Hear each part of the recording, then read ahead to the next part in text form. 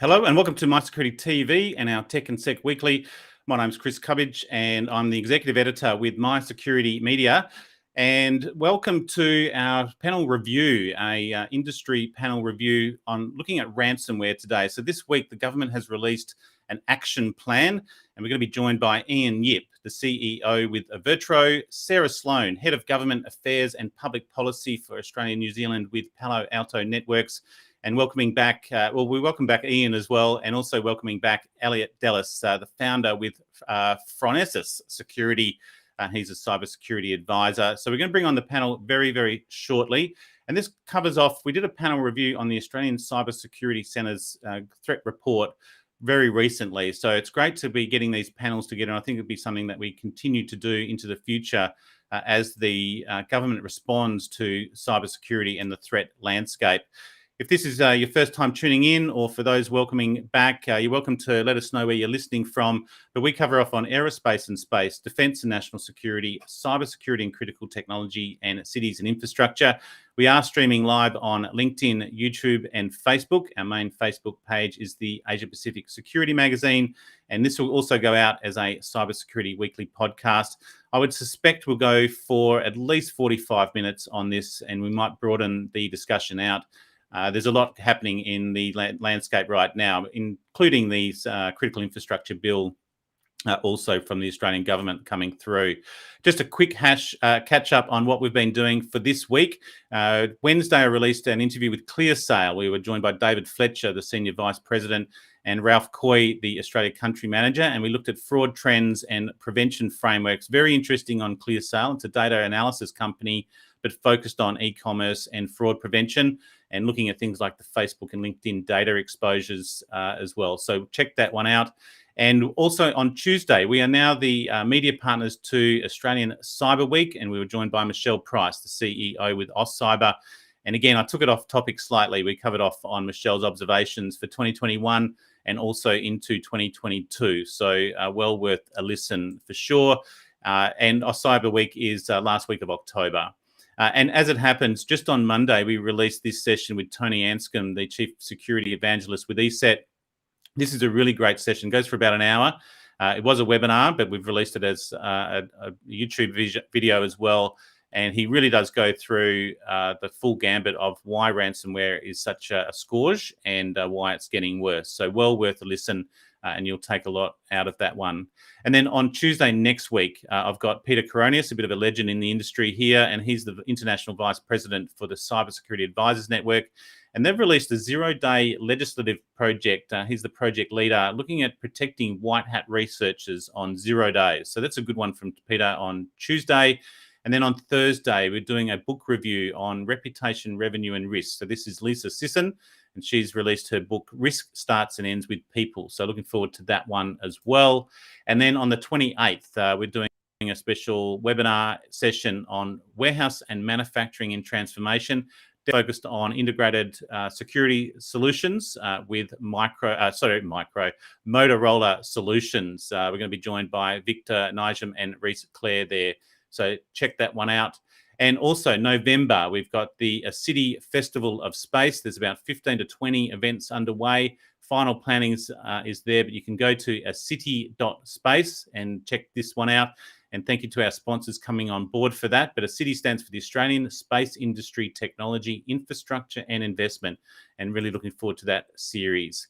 So thank you to our sponsors at the moment with the MySecurity Marketplace. I won't read them all out, but you can get a sense that the market is busy. And then also we are resellers and distributors for these particular products on the marketplace. So if you have a product or a solution that you want to get onto the marketplace, please reach out or head to mysecuritymarketplace.com and register those, and we'll get you in there. Thank you also to Secure ID and RSA Business for supporting the channel. And if you want to support the channel or check out some of the merchandise, it's mysectv.shop and our Cyber War series.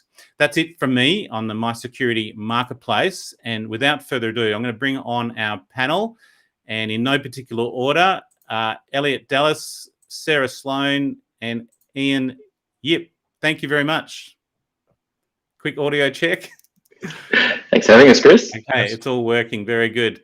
Now, Slide looks okay up here, but I'm going to get rid of this slide eventually. But I'll keep it up there so people can get a sense of who you are, and I might even put you in order. There you go. Ian, we might start with you. You're top there, CEO of Avertro, and we have had you on before, so it's great to have you back. But maybe just briefly introduce yourselves in terms of your role, and even if you want to go one step further and how much you've been monitoring this particular action plan. There has been some discussion coming through, but yeah, Ian, just how things are going with you at Avertro.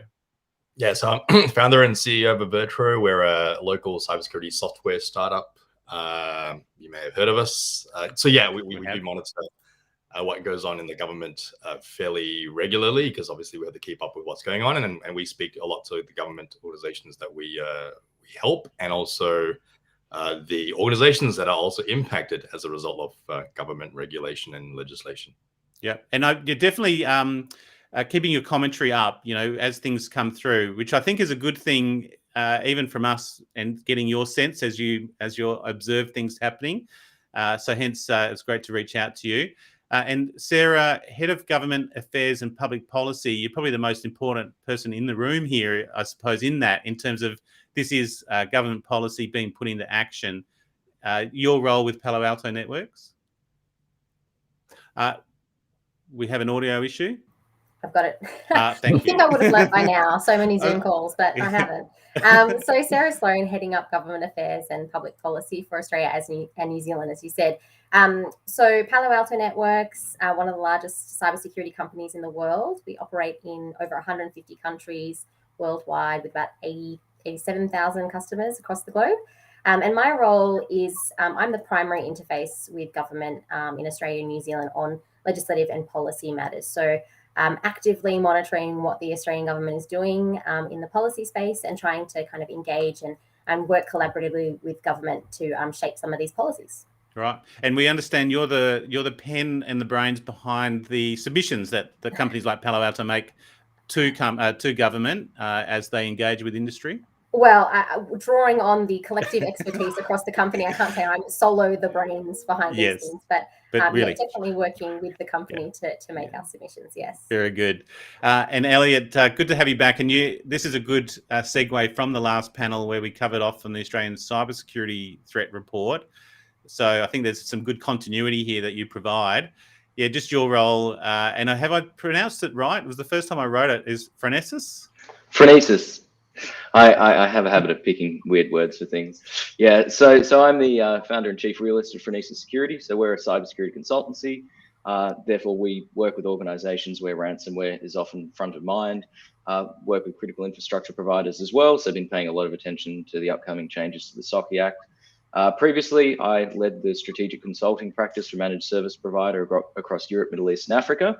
So I've also seen, I suppose, both sides of the time zone in terms of how Australia is often sort of insulated from ransomware campaigns by virtue of where we sit on the globe. But I think we are recognizing that that's beginning to change. And so it's nice to see some steps in the right direction. I've also spent some time working with law enforcement around the investigation of cybercrime. So I also have some understanding, I suppose, of the legislative and technical challenges that currently exist for law enforcement in prosecuting these sorts of crimes. And I also started my career as an operations manager in defense. And so the other component of this, and I think Sarah will have seen a lot of this as well, is the lag between the threat environment and regulatory change. And that's a real challenge, because being agile and responsive to changes in the threat environment and balancing that against getting locked into a point in time response is a real, it's a real fine line to work with policy. So glad to be back, Chris. Very good. And again, just to highlight, I was kind of thinking aloud, is we also ran a session last week with John Blaxland and Australian National University and William Stoltz, looking at the potential need for a Minister for Intelligence on that across the national intelligence community. And obviously the ASD and the Australian Cybersecurity Centre, Home Affairs is all in that. So this is all culminating together interestingly, and how they are grappling with ransomware. Now, I have one holding slide that we can talk to, at least to introduce the audience to what this is about. And if you haven't picked it up, it is available obviously at Department of Home Affairs, but otherwise you can go to the MySecurity Marketplace. It's there as a resource, and I'll just blow this up. It's not an extensive document. We've kept it pretty light on. As I mentioned before, it's a bit like a skeleton. There's not a lot of meat on the bones in the actual plan itself, but it's broken up to prepare and prevent, respond and recover, and disrupt and deter. And it does seem to have a bit of a lean towards the disruption and deterrence. Welcome to the panel to open it up, but I think the standout to me is a task force from the Australian Federal Police. So they're actually going to start to go after them, and that'll be, I would imagine, a multi-agency approach. Any initial standouts from any of you on this? And maybe even let's start with, was it needed? And then two, Elliot's kind of touched on it. It's coming a little bit late. With, what's your initial thoughts on it initially? And we might start with Sarah, if you don't mind, in terms of how this fits with the submission that you make, that Palo Alto made, and is there anything missing or any good bits? Yeah, so I think just stepping back, this obviously sits in the broader framework of the 2020 cybersecurity strategy, which was released last year. And I think this strategy is really welcome, I think, by most industry, supporting Australian government's, combating the threat of ransomware, which we've really seen, I guess, move from a cybercrime nuisance to this national economic security risk. So just going to your point about whether it's needed, I think the answer is yes. It's very welcome that government is taking such proactive measures to address this rising threat. We kind of recognize that the strategy is a multi-pronged approach to tackling ransomware. And I think that's really important, that national strategies focus not just on response and recover, that they also focus on things like prepare and prevent and disrupt and detect. And I think that's why this is so strong in some of the tools, I guess, that are available to government, such as legislation and law enforcement responses to combating this ransomware threat. So really welcome the strategy, and very much looking forward to working with government on delivering and supporting the delivery of the strategy. But just was it specifically mentioned in the cybersecurity strategy, a ransomware action plan? No, not to my knowledge. Yeah. It wasn't, but I think it fits in under the strategy. Of course, there are a range of measures that government has implemented, which all kind of go to tackling cybercrime more broadly. So I think it sits and complements those activities. Yeah, I think legislative frameworks, I think they might have been referring to back then. So this is obviously the first one. Ian, the task force, I liked Operation AUKUS. They have to be careful with the AUKUS strategic partnership, the Australian, UK and US, which is AUKUS, and this is AUKUS. They're pretty much, they sound the same. Multi-agency task force out of the AFP. Do you think this is a good thing? How much impact will this have on the industry or ransomware sector, I suppose, if you look at the black hats, what their initial thoughts might be and whether it's going to have much of an impact? Because Australia, as Elliot points out, hasn't had a huge sort of impact on ransomware in comparison to the rest of the world. Yeah, I mean, so if I've gone on record a few times to kind of question why we have the government has an obsession in terms of messaging with ransomware. Like, I get it's a front and center threat, and it's good for messaging. I do wish sometimes we would take a slightly more holistic view of the world. However, having said that, I do think it's a good thing, because at least it brings eyeballs, and we're having this conversation about cybersecurity and trying to do something. So in that respect, it's better than nothing. Specifically around your question, I mean, the first thing that stuck out to me was a lot of the perpetrators of ransomware don't sit in Australia. So while this does give the federal police a little bit more teeth and power to go after people, the next question I asked was, well, what about how does DFAT play into this? What does our international relations have to say about this? Are they involved? What does that look like? It doesn't spell it out, because if we're going after ransomware criminals in Australia, I don't know how often that's going to be the case where we're actually going after a local cyber criminal versus one in a different part of the world. So if it's a Russian ransomware gang, we won't name any, but there's plenty of them, and not just the Russians, but the Russian are synonymous with it. What are we specifically going to do? What is AFP going to do in terms of that task force? I suppose it then elevates it to a Five Eyes principle approach as well. Elliot, we'll just focus on the task force approach at the moment. Your initial thoughts on how Operation AUKUS will go, because it's a response to the surging ransomware threat. And ASD now, they've got capability now to target and attack back. I don't know if that's been actioned yet, but I know they've been discussing it. So this comes up to that ASD level now, where they can potentially counter-attack. Is that how you would read that? I won't speculate on ASD's capabilities to counterattack, but I suppose what I would comment on is the provision of an extra 100 personnel as part of Operation AUKUS, I think is quite significant. Right. I think the AFP, like law enforcement agencies around the world, has had its own challenges around getting traditional policing techniques to align with the tradecraft that you see with cyber criminals in general. I share Adrian's pain at only ever talking about ransomware. I think in part Australia has dodged the bullets so far, and one of the things that's nice to see with this is that we're not waiting until we have our own colonial pipeline hack to actually put into force some sort of regulatory change. I think the challenge will be finding the right people to provide that skill set. Getting 100 extra people is fantastic, but actually identifying the skills and the qualifications and the investigative techniques you need to put into place to make sure that you can actually have some enforcement mechanism behind the changes they're trying to make will be the challenge. I think anyone that works in the industry recognises that there's a skills shortage in Australia in general. So how the AFP is actually going to attract the right talent and how they're going to be able to coordinate that function with overseas partners and intelligence agencies and industry. I think the logistics is probably going to be the hard part. Getting the money and getting the resources aligned, I think is probably just the thin end of the wedge. Interesting, you raised the numbers, and that comes at full circle back to the Australian cybersecurity strategy and that spend over the next decade, and how was it like 500 people into ASD over that period of time. And Ian, just park that thought, because the pressure that puts back on industry and the skill base for industry, let alone the government demanding more. And there's a lot on skills. And referring back to the interview with Michelle Price, we covered off on cybersecurity skills and the uplift required there, is well worth the listen. But I will say, coming back to Sarah, and there was a media release straight after this that came out from Labor, and Tim Watts, the Shadow Minister for Cybersecurity on their side. I like the way they now call it's the Morrison-Joyce government, as if it's a dig at the government. But they introduced in June, they introduced a ransomware payments bill 2021. So they're claiming that this is a sort of a Labor-led strategy.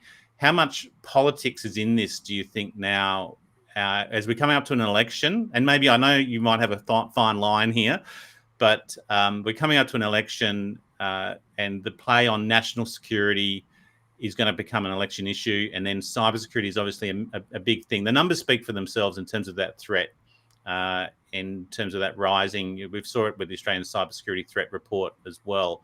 But how political could this potentially get on cybersecurity? And is this part of that approach, do you think? I mean, how much real change will an action plan like this make? Or do you see it potentially being political? I think it will make significant change. It does set a pretty good vision and at least communicates what the government's kind of priorities are, I guess, in tackling ransomware. There's a lot of talk in here about modernising the legislative frameworks around the Criminal Code, the Crimes Act, the Proceeds of Crimes, all to make, I guess, the job of law enforcement tackling this threat, investigating it, and getting access to the legal profits much easier, which I think is a significant step change. And granted, it takes time for legislation to make its way through Parliament, for it to be appropriately drafted, and to get that kind of buy-in across government, and that's reasonable. So I think there will be significant change that flows from this. We've also seen measures around international cooperation, and touching on the points of my colleagues on this panel, that's super important in the context of ransomware, which is obviously global in nature, and you've got victims, criminals in multiple jurisdictions, leveraging global infrastructure. So those two elements, I think, will put Australia in good stead. And as I said before, they're important tools in a multi-pronged approach, and they're the tools that government has available to it to kind of pull, if you will. And it's really important that government is taking measures to do so. Yeah, I think maybe where I'm coming from is for the audience and for all of us just to be cognizant of how politicians will handle this. And it does seem like we had Erica Betts on recently too. So just monitor as we come into an election. We don't have a minister for cybersecurity, and we used to. Just get a sense of how cybersecurity is there in the national dialogue at a political level.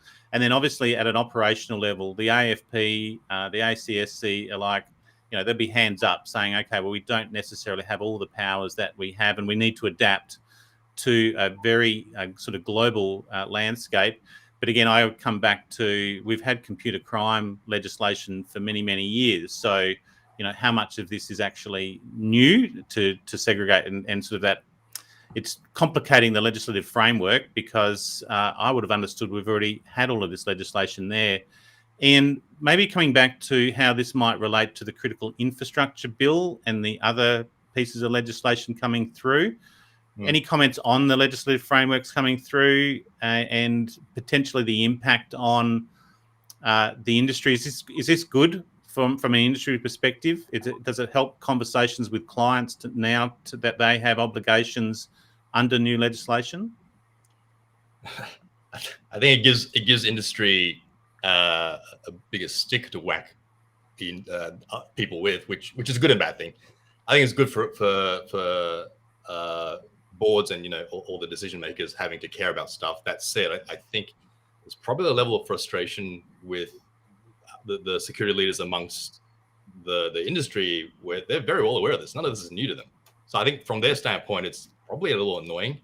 And back to the point you were making around politics, I think there is definitely a level of optics around this, because the opposition is more or less owned the narrative, I think, nationally for ransomware as a topic. Mr. Tim Watts said a lot about it. I think the Biden administration overnight talked about 30 countries around the table where they were discussing the impact of ransomware on the world, and it is very, very topical. So our actual government probably needed to make sure they were part of the conversation, as you said, leading to the election. But if you go back to the industry, I think the last thing, I say this sometimes when we speak to industry people, the last thing we need is more frameworks and more legislation in a lot of the minds of people trying to combat the threats we have at hand. Yeah. So the two-sided coin of this is good for optics and people thinking about it and top-down pressure, but it's just one more complication that CISOs have to now deal with in terms of regulation. And I think they've just got to find the right balance, and that's the key, right? The right balance with additional things like this, putting pressure on them. Well, one thing I find with this one, it's a bit of a standalone document. I'm just bringing it up again, and we've mentioned skills, we've mentioned sort of international frameworks as well, and our Five Eye partners. This is not a new thing either. We've referred back to 2020 cybersecurity strategy. We've got the critical infrastructure bill coming through. There's a few other things can rattle off as well. And this isn't linked to anything. It's a bit of a discussion document just to say, hey, this is what we've got. This is our idea here. And what I would like to see is a visual framework at the back, which says, okay, here's a new action plan for ransomware, and this fits into this framework here. And when you look at this document, you should also be looking at these other documents, and it doesn't do that. It kind of stands alone there. Elliot, in terms of, there was one area I wanted to touch on, was the raising awareness and advice for business, critical infrastructure, large business. And I think we might introduce where the critical infrastructure bill is coming into this as well, because one thing we talked about, Colonial Pipeline, right? That's one thing they don't want. There's a case study in the plan of a hospital being taken offline. I'll raise Cyber Awareness Week with AusCyber. They have on their Monday, on the 25th of October, they're running a hypothetical which involves a hospital. So, worth having a look at that one. But it's already happened. And now there's been some industry pushback this week on the critical infrastructure bill and how that's being reported.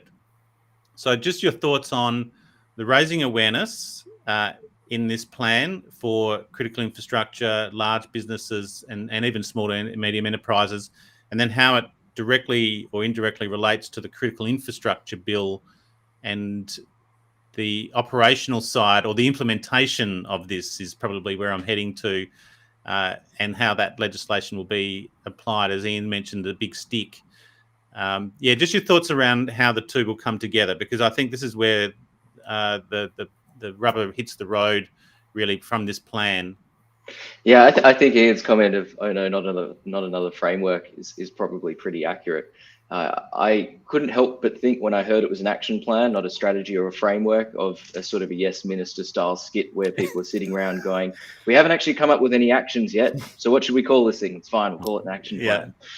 Look, I mean, Utopia. It's a Utopia episode for sure. Yeah, exactly. Look, I mean, there's a necessity for something, right? As it's called out, there's an attack every 11 seconds, and ransomware damages are projected to hit $20 billion by 2021, right? It's a huge issue. There needs to be some action. And fundamentally, I think at the moment, it's a matter of when, not if, a critical infrastructure provider in Australia gets hit with a significant attack. So it's good that we're not waiting for that to happen.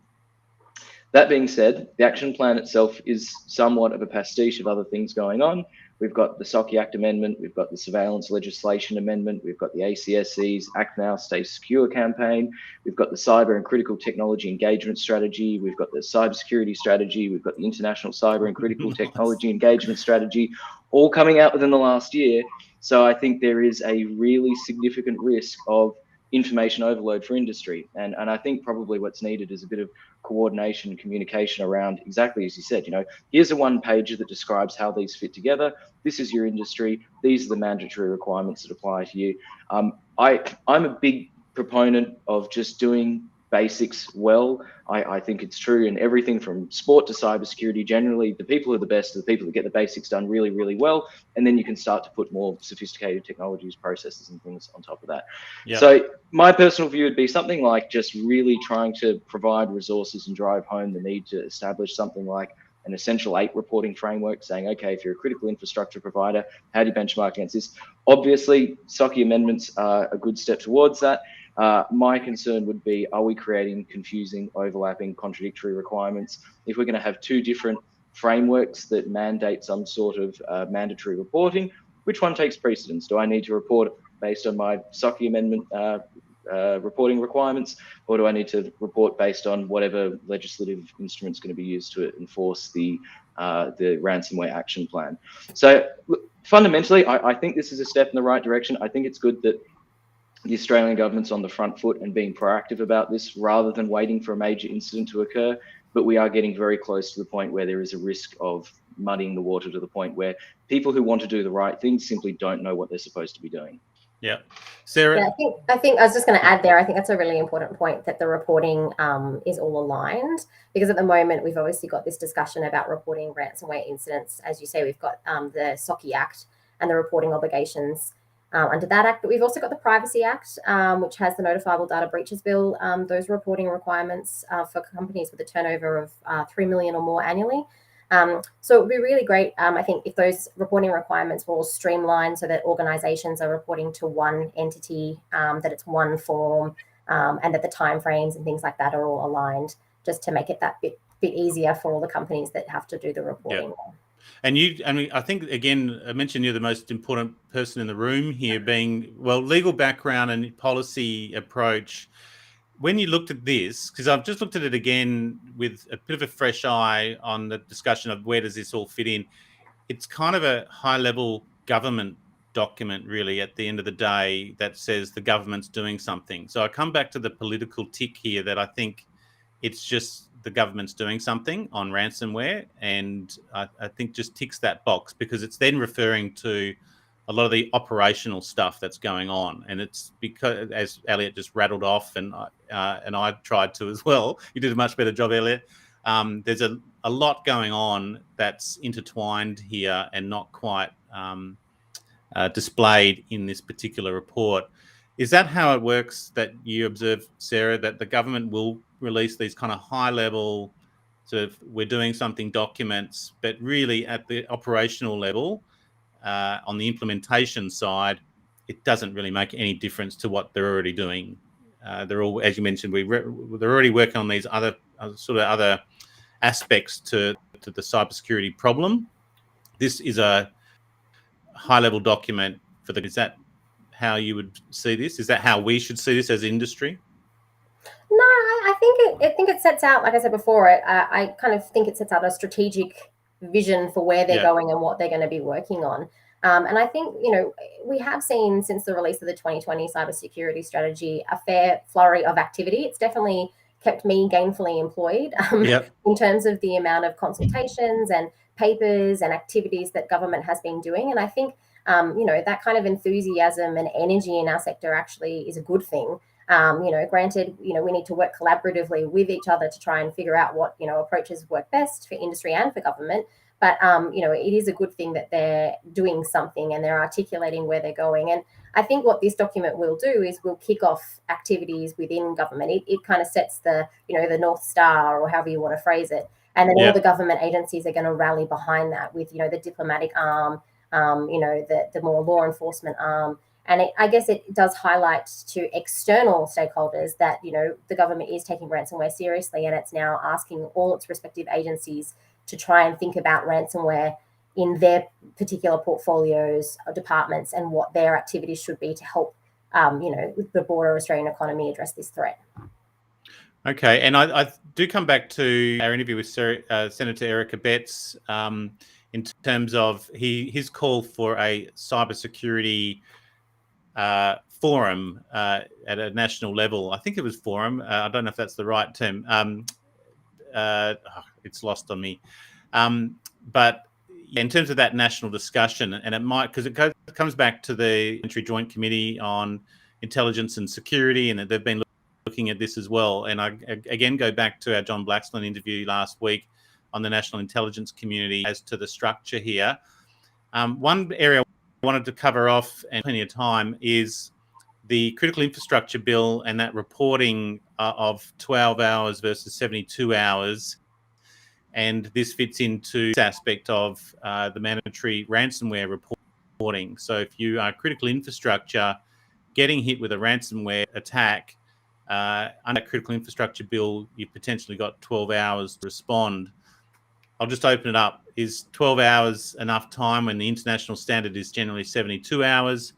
And we've had an open letter from industry this week to Minister Karen Andrews to say this is no good and we want it reviewed.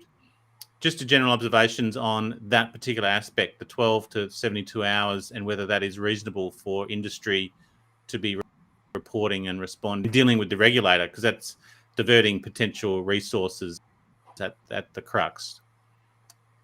Elliot, maybe starting with you. Yeah, sure. I mirror what Ian said before. I think most organisations don't know what's happening within the first 12 hours.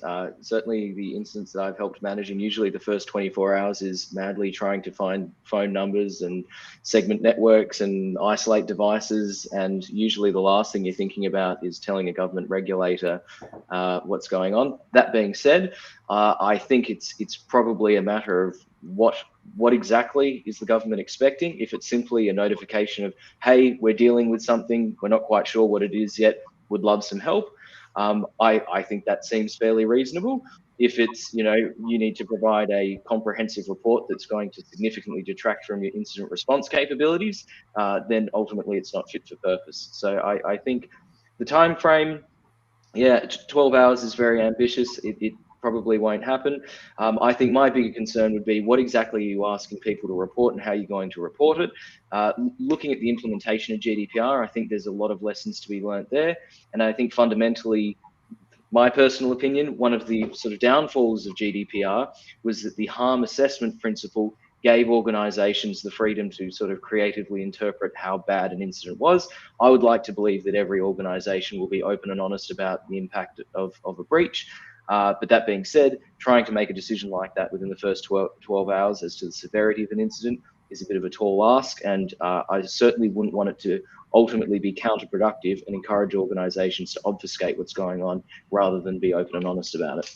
Yeah, I think that there is a potential risk to pull out of that. I'm thinking the Australian Cybersecurity Centre has been quite engaging to sort of join with them on their notification schemes, and they're quite regular in terms of those notifications too. Worryingly, actually, the amount of high alerts and the like that do come out. Ian, your thoughts on this particular aspect? And the other thing is with critical infrastructure, there's 11 sectors that are brought into that, very broad. And just your observations, you've been in the industry for a while, of where the capability and maturity those 11 sectors are to kind of start to respond to this. Yeah, the 11 sectors are very varied in terms of their capability, like the opposite ends of the spectrum. Some, even the best ones probably realistically won't be able to solve the problem within 12 hours. And then some of them just won't even know something's happening for about 2 weeks at best, right? Right, yeah, that's another You've got thing. that to deal with.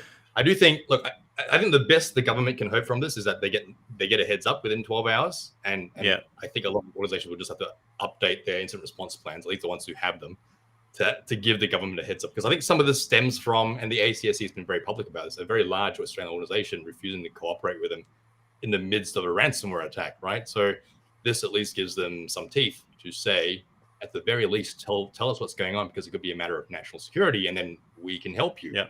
And I don't think it's realistic for them to resolve it within 12 hours, but it should be realistic for them to be notified within 12 hours and then potentially triage and help. But I think under that act, they do have the capability to move in and take over, though, don't they? They do. So that's a game changer, though. I think that's the key aspect. Is, as Elliot pointed out, it might be as simple as an email or a phone call to say, we're dealing with something. If it's on a bigger scale, that could open up the door for them to go, actually, we're sending our team over and we're going to be taking over this incident. And that's where critical infrastructure, which is privately operated and owned, and often with multinationals in here as well, like you're not necessarily dealing with a sovereign owner, that's a legal framework that they might not be used to and certainly don't want. And it puts us on the other side of where we might have to go at sort of communist nations to say, oh, you guys control everything. But really, at the same time, is this not the same legislative framework that we now have? Sarah, the legal frameworks here on how this is actually going to work in your background, is this aligned to your submission, Palo Alto Networks? Was there anything that you maybe touched on in this particular aspect of how the Critical Infrastructure Act might be instigated and those powers of enforcement and reporting? How do you see this kind of working, or any comments there? Yeah, so I'll just touch on the incident kind of reporting requirements first, and then I might come back to that. I think some really good points raised here about incident reporting timeframes and some of the challenges there. The committee, the Parliamentary Joint Committee on Intelligence and Security, actually did recommend from memory that organisations could give a verbal notification within 12 hours with a written notification to follow. But I do agree the devil's in the detail about, what is the expectation for that verbal notification and how much detail organisations are expected to provide, noting that it can be very tricky within 12 hours to get across exactly what has happened and mitigate it. And then organisations, of course, have the added complexity of notifying customers, internal processes, you've got legal, you've got communications teams that all need to be brought on.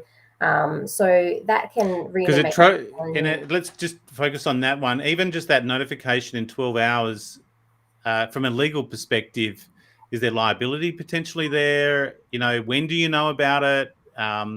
You're going to have to put your directors on notice. No trading. Don't start trading or trade a share, 12 hours and 5 minutes. There's a lot of implications on notification, isn't there? It's not a simple process where people in government who might not completely understand that, but from a legal perspective, notification is a big deal. Yeah, and I think that's why, the international best practice, as you said before, is 72 hours does allow, and I think they've also used within reasonable timeframes or something along those lines in terms of wording there to give companies a greater flexibility to just determine exactly what's happened. And of course, we really don't want to end up in a situation where we're providing data that's not actionable, that doesn't help support decision making, or that's just frankly incorrect. We want to make sure that we're providing the right data and we're really supporting the responses from government and from other industry. So I think one thing we will try to clarify is what the expectations of a notification is and the potential implications. Because the other one is, if you're notifying a regulator, then that potentially puts liability on you to notify all your stakeholders in the same vein. That would be, I would argue that would be reasonable. If you're a stakeholder, a supplier, customer, and there's a breach, well, you're telling the regulator, you should be telling the market. If you're an ASX listed company, you're going to have to tell the market, I would assume. That's about right, Sarah. You don't have to give me legal advice, but that's where that's kind of why it's so critical here, isn't it? If you're notifying one person or a government, you're going to have to notify potentially everybody, right? Well, yeah, I mean, it's potentially, yes, it may be the case. I mean, I don't know the ins and outs of every company and all the obligations that they need to meet if they're ASX listed. But yeah, it raises a number of complexities, I guess, that are triggered from suffering an incident and the notification process. And I suppose nothing or heard under the Critical Infrastructure Bill, because this is a national security approach, whether that notification is not legally binding, if it's protected by legal professional privilege or under national security legislation or whatever that is. So, yeah, there's a lot of implications there, and hence why I think that letter yesterday, I think we've put it up on the Australian Cybersecurity magazine, or we have referred to it in terms of that. But that was from the AIIA, the Australian Information Industry Association, the Technology Council, and the International Technology Association, or whatever. There was three big ones. So out of Washington as well. So well worth the. I think that's about it from this particular session. Maybe closing comments from the panel on ransomware plan and what maybe the government might have next. I think the Critical Infrastructure Bill and how the PJCIS is managing and monitoring all this is something to be looking out for. And we've kind of mentioned the election coming up and seeing where cybersecurity sits. Just some closing comments. Maybe closing comments on the action plan, and then your expectations as we close out 2021. Maybe start with Elliot down there. Yeah, sure. Look, I think my closing comments would be about mandatory reporting more broadly. I think something that the government really needs to take seriously is the balance between carrot and stick. And what I mean is, if you're demanding that organizations are going to be, pausing their incident response procedures to notify you of what's going on, and it's radio silence back, and that becomes the dominant story from every person that goes through this process, there's a serious credibility risk for the government there. And I know from my consultation that this is something that I've heard before, that organizations, they do their mandatory reporting, they expect to get some sort of feedback or support back, and they don't hear anything. And they feel a little bit like, well, what was the point of that? I thought that this was going to be a bit of give and take. I provided everything I possibly could, and I haven't heard anything back. I'm by no means saying that happens all the time, but this is a risk I think that the government needs to think about, is if you're going to ask organizations to do this, what are you going to be able to provide in return? And you touched on this, Chris, when you're talking about, the ability to sort of take over an investigation. I actually think a lot of organizations would probably welcome that, to be perfectly honest. All yours, go. In reality, I think really what the expectation would be is, here's some playbooks about dealing with ransomware. I mean, the ACSE does a great job with its publications already, but I think there's probably some room for just adding a bit more technical detail to the resources that are made available. CISA in the US, by example, provides a really comprehensive ransomware playbook that goes right into the weeds around doing containment and eradication. That sort of level of detail would be really useful, I think, and I think that would soften the blow a little bit of asking organizations to report. And then the only final comment I'd also make is, if you're going to say it's mandatory, then how are you going to detect non-compliance, and then what are going to be the penalties correspondingly?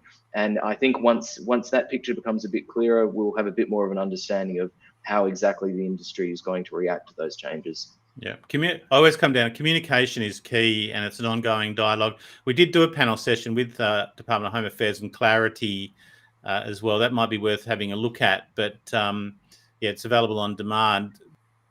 But again, you got a sense that there is offence to them. But Home Affairs and the way the Australian Cybersecurity Centre work together, they're in different departments, right? ASD and Home Affairs are two different beasts. So they're trying to manage it together. And yeah, final comments on you, and I'll imagine we'll just continue to get your commentary on your observations in industry. But yeah, just how you found all of this and your expectations for the rest of the year. I think Elliot's point around the carrot and stick is probably a good focal point. The government's really good at sticks. They don't ever help. So figure out how, if you're going to mandate something, then maybe give the industry a little bit of help. Here's a bunch of playbooks. Here's a bunch of free stuff. And so you're in a better position to work with us and give back. I echo what Elliot's saying.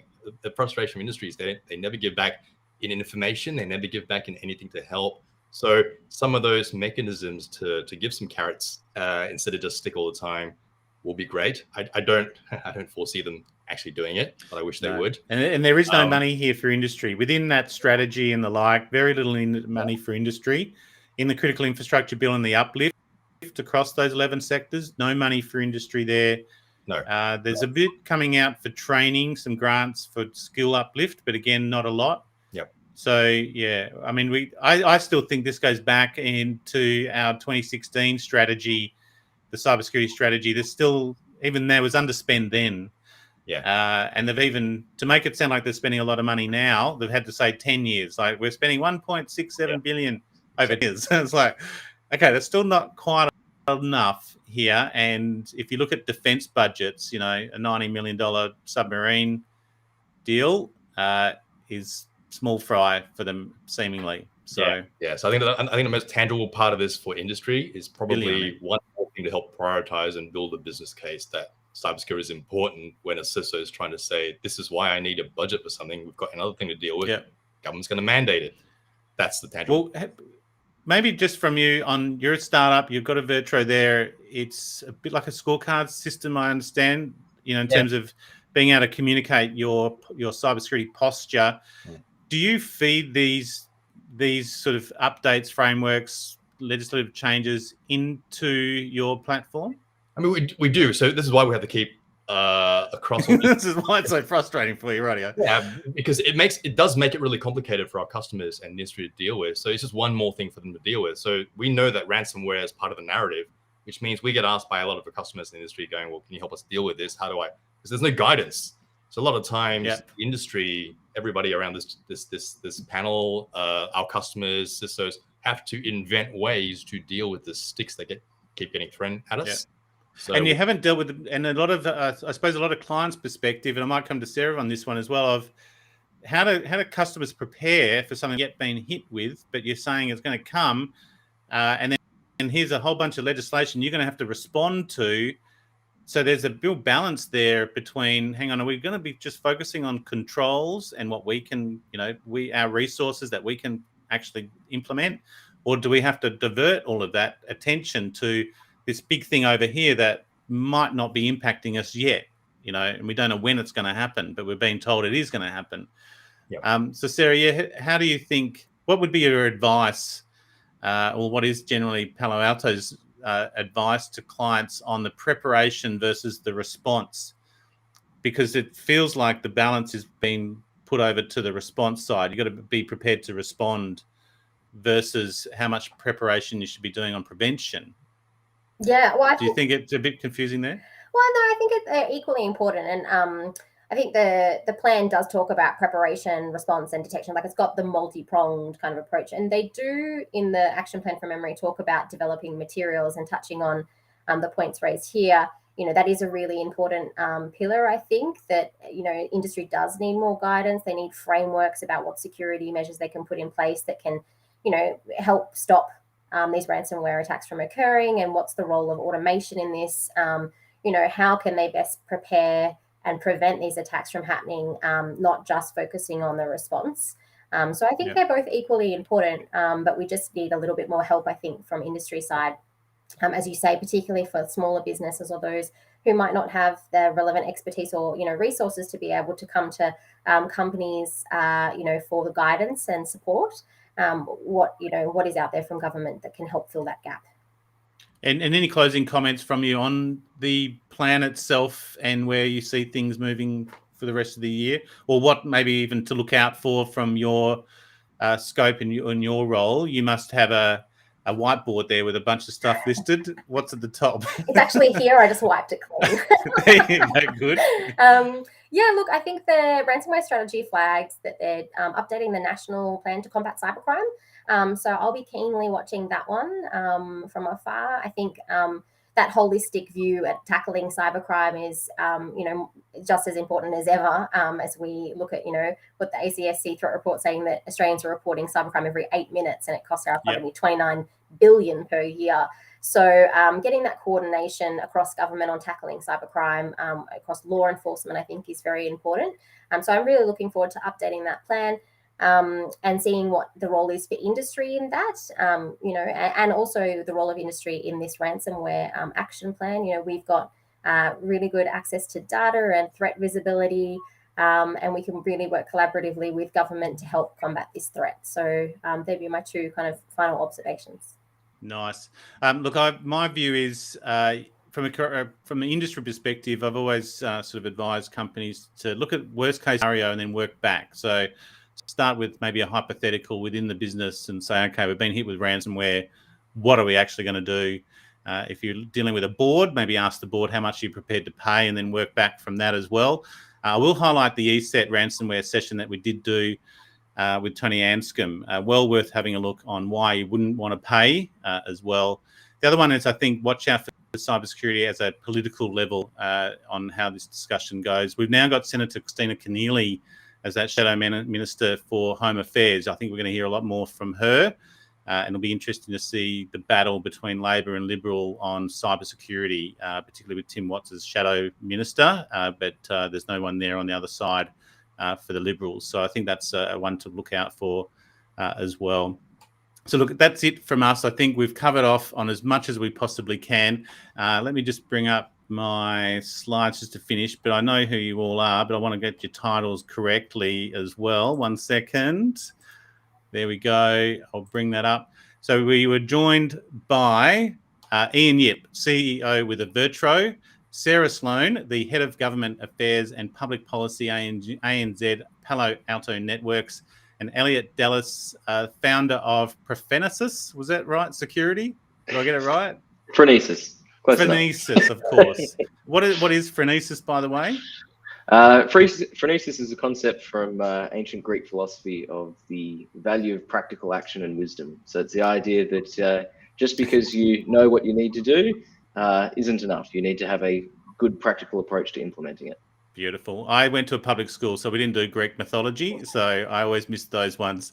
Look, thank you so much to the panel. Very well worthwhile, and we'll definitely put this out as a cybersecurity weekly podcast. Thank God it's Friday. Enjoy the rest of your weekend. Thanks for joining us. Thanks, Chris. Great. Thanks for See you later. I'll put you backstage. Okay, great. And let me just follow off on the report of the day. And so we've got the top three at the moment on the marketplace. We've got the Ransomware Action Plan. Bitdefender this week came out with their global report, Cybersecurity and Online Behaviours, and then Internet Security Report Q2 2021 from WatchGuard. WatchGuard, I thought I'd throw this up. All indications are up on their threat intel. Their Firebox feed recorded threat data from just under 40,000, only up 1% increases in reporting, 10% quarter-on-quarter increase on their traditional AVs, on what their AV is being blocked, 21% decrease in 0 days quarter-on-quarter. That's not too bad. Total IAV detections dropped just over a fifth of the previous quarter on their intelligent AV, and their detections over encrypted connections was 91.5% of all detections. So you can get a sense of the scale on those reports as well. So check them out on the MySecurity marketplace. And otherwise, very final call. We've got our Cyber Risk Leaders magazine coming out in November, and we're lining up the Australian Cybersecurity magazine for the Australian Cyber Week. So we've literally got 2 weeks to get this one out, and we're putting it together now. So if you do have an article ready, or you're a vendor that want to get out to the market there and be part of Cyber Week, welcome to contact us. Otherwise, I'll be back on Tuesday with Peter Phronesis at 3 o'clock for MySecTV Live. And then on Thursday, I'm going to do a session with Lisa Sisson on her book, Risk Starts and Ends with People, Demystifying Risk for Executives and Leaders. And then on the 28th, we've got Motorola Solutions, Detect, Analyze, Communicate and Respond, in particular looking at warehouse and manufacturing in transformation. And this will be a regional Southeast Asia and Australia session. And then lining up, go to acity.space and you get a real sense of what we're doing here. It's a great platform for us, and we're bringing on some real great sponsors as well, some global sponsors. So Australian space industry, technology, infrastructure and investment. And I'm going to put a call out on the sort of crux here of anyone who's in cybersecurity and looking at space suppliers. There's cybersecurity standards for satellites. Interested to hear from you. Let me know, and I'd like to have a chat and see if we can bring you into this as well. So that's it from us on the My Security Marketplace. Thank God it's Friday, as I mentioned. Have a great weekend. We're out of lockdown here in Sydney. Welcome to Canberra as you come out, and best of success for Melbourne too there. So thanks. Have a great weekend, and we'll end that now.